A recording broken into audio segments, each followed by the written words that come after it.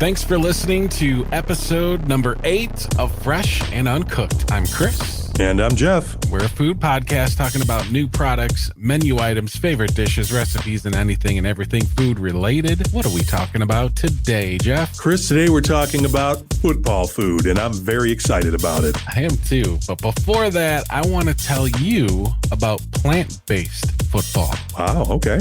Breakfast queso. And the greatest brownie ever? Oh, that sounds great. All coming up in food news. Food news.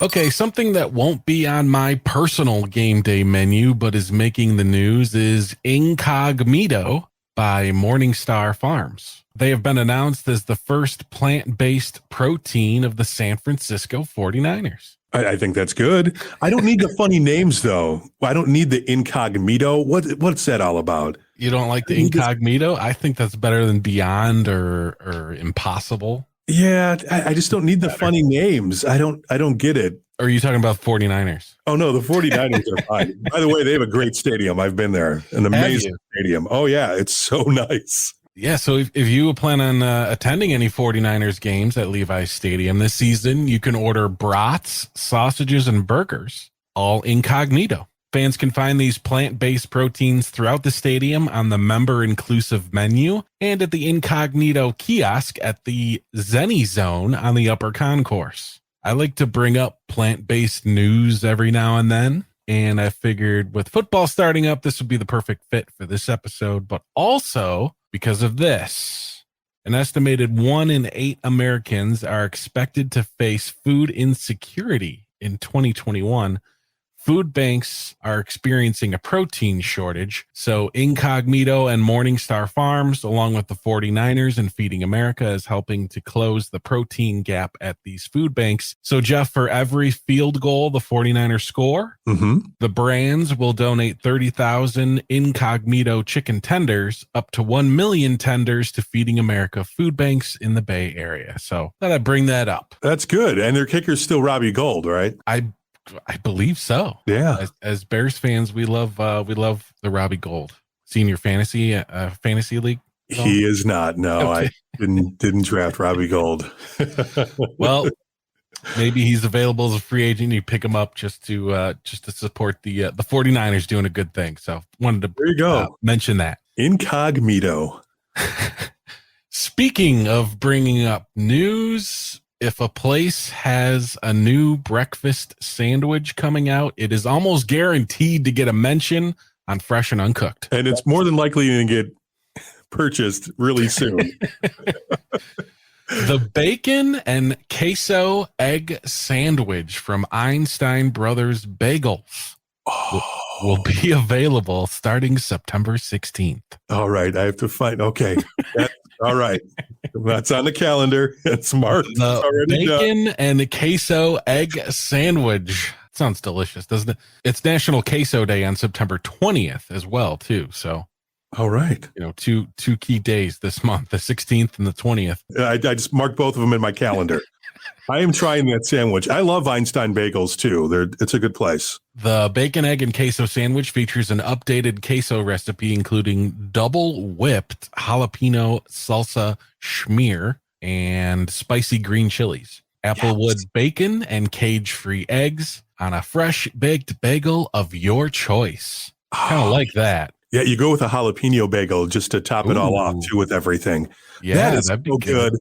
Man, Einstein, just stepping up your game. Oh, and it's out of my way too, but I'm going to go out of my way next Thursday. Do it. Report. Report back. I like the bagel of your choice. I mean, I guess that kind of makes sense for a bagel place, but it's like, you know, you can't get an egg McMuffin on a bagel, can you? Probably not. Maybe you could. You could just order the bagel sandwich, and then I think that's pretty much what it's a different egg. It is, right? Egg. Yeah. Oh, is it? I'm just saying, you know, it's if you like having it on a sesame bagel, go for it. I kind of liked it. Right. The everything bagel. The everything bagel works with everything. Yeah. Oh, see, you just I'm gonna have to try it multiple times with multiple different bagels. How many bagels do you think they have on a given day? They probably have somewhere around a dozen, maybe. Yeah, that's But 12 see, some of different them are sandwiches sweet. right there. Yeah, some of them are sweet though. I wouldn't try it like on a sweet one. My Ooh, a wife probably spicy would. cheese though on a sweet bagel might be worth a try. I don't know. Yeah. Well, she doesn't eat spicy food at all. But yeah, so forget So about that whole part it's your job then. right. And I will definitely address that whole task. With a big smile. You can also add the new queso to any other sandwich for 75 cents. The bacon and queso egg sandwich from Einstein Brothers Bagels is available at participating locations, but not in the licensed stores inside colleges, airports, hotels, and hospitals. Oh, I've got the app too. I'm going to get some points. So if you are looking for something a little sweet, I get some news from Little Caesars and M&M's. They've come together and made the cookie dough brownie. Ooh. Made with M&M minis candies. It kind of sounds like a great football food dessert to me. The new dessert features soft chocolatey brownies topped with cookie dough and sprinkled with milk chocolate M&M minis. One order of cookie dough brownie has 4 servings and is $3.69 plus tax.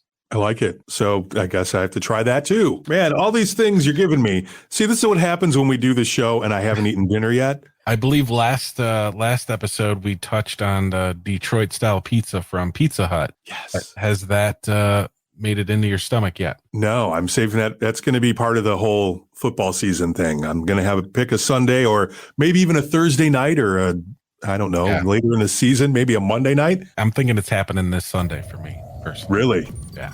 That's your food news. Let's get to some football. You plan on heading out to your favorite sports bar, chilling at home. You're heading over to your uncle's or a buddy's house to watch some football. Food is probably going to be involved, right, Jeff? It has to be. So that's what we're talking about. Football food. College football season kicked off last weekend. The NFL is this weekend. Can you say it? It's America's biggest sport, right? It is. Yeah, it is. It definitely is. So I figured let's kind of break it down into sections, into categories here, Jeff. Like let's start off with like some appetizers. Okay. Naturally, some snacks, some appetizers. What are you serving at your football party, or what do you expect to be at at your buddy's house going over for football? What are you hoping for? Now, here's the thing. This is the chip that I always go with. It doesn't matter what dip. It can go with any dip whatsoever. It makes any dip.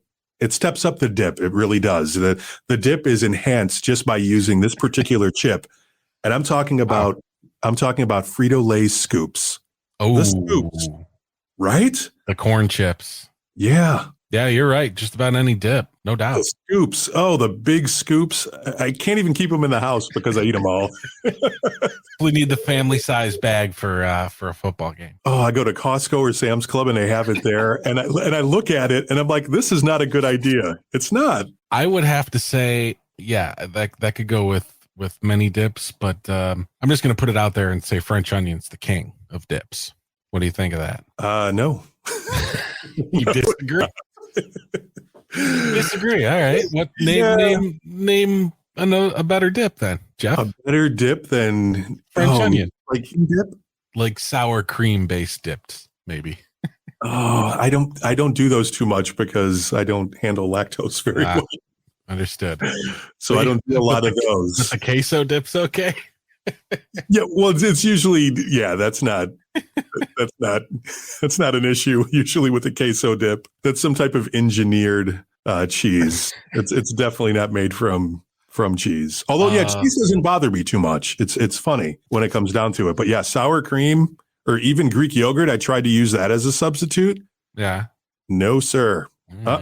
Well, the scoops would be great with queso, but so would soft pretzels. I had soft, the baked pretzels and queso. I thought that was a good matchup there. That's a great one. Even hard pretzels. No, just soft. You're not a hard pretzel guy. That's right. I forgot about that. I buy pretzel. So the one snack that I do always usually have, pretzel chips. Yeah. Yeah, because you can dunk them and stuff like that. Those are really good. They work with like any type of dip. I'm a big dip guy. Not the sour cream type of dip, but like I like hummus, which I know you're probably not about hummus too much. Are you? Nah, not really. Okay. So see, I like hummus. I do have a feta. I think I have like this feta based dip that's in my fridge right now. It's pretty good. Sounds good. Yeah, but it's different flavors, although all the flavors taste the same. And they're all feta? They're all like feta based. Yeah. It's So, really yeah, odd. feta's pretty, pungent. So, yeah, I guess everything will, even though they're different flavors, probably just taste like feta. Yeah. Since we brought up queso, I was doing some research for the show. I came across a recipe. I'm going to throw this out here, Jeff. Jeff, coming over for the Bears game, I'm going to make chorizo queso potato skins. Oh, sounds magnificent. Yeah, doesn't it? Caught my attention. What's the cheese? What cheese do you use for that? Well, I'm just kind of getting ideas going through the head, but I wasn't planning on clicking on any recipes, but I saw the picture and the title, chorizo queso potato skins, and I was like, all right, I'm going to take a look at this recipe real quick. I see it's from Good Housekeeping. Okay, fine, right. Sure, whatever. Click on it. Brings me to the Good Housekeeping website, and it's a paywall just to see the recipe. It was all blurred out. I had to send emails and social security numbers, and I was pretty upset, Jeff. I don't understand why they do that with recipes now. Like that's a whole thing altogether, and we probably need to address that in another episode. Probably an episode all on its own, as far as trying to get recipes off of the internet and how difficult it is. Well, I don't need like 4 paragraphs of a description of what I'm eating. Yes. I just need the recipe. You're talking about like food blogs that you have to like scan and scan and scan and scan to the bottom. Those. I've never had like this paywall thing before, but I've definitely had my share of food blogs, and hey, shout out to the food bloggers, but someone's got to figure out a better way to do that, because that's annoying. And this was even worse, because at least you can finally get to the recipe on the food blogs. Right. With Good Housekeeping, thumbs down. Good Housekeeping. Yeah, nobody cares. I mean, who cares about Good Housekeeping? See, they get you with those type of things right there, and you might have looked at it and they would have told you, "Oh, Kraft singles or something." And then yeah. So this is what I'm going to do. I am going to make my own chorizo queso potato skins. Yes. And I'm going to make the best damn chorizo queso potato skins. And I'm going to put it out on Fresh and Uncooked TikTok, and I'll give everybody the recipes down to the teaspoon for free. So thanks for the idea, Good Housekeeping. It sounds delicious. Never clicking on your website again. Wow. We just made an enemy in Good Housekeeping. But like, whatever. If it was 1950, it would matter. It doesn't in 2021. Well said. Oh. Any other appetizers or snacks on your mind, Jeff? I hate to be that guy, and I'm usually not I guess I am a food trendy guy. I do like food trends, but a nice charcuterie board would be magnificent too. You know what? I was thinking, we've talked about behind the scenes, we want to do I have difficulty saying it, charcuterie board challenge. Mm-hmm. I'm thinking maybe the end of the football season, like the big game. That's when we might have to do that challenge and make it football themed. Oh, it's on. That sounds like great. That? Yeah. Something to look forward to. But I agree. A good charcuterie board would be plenty fine this upcoming Sunday.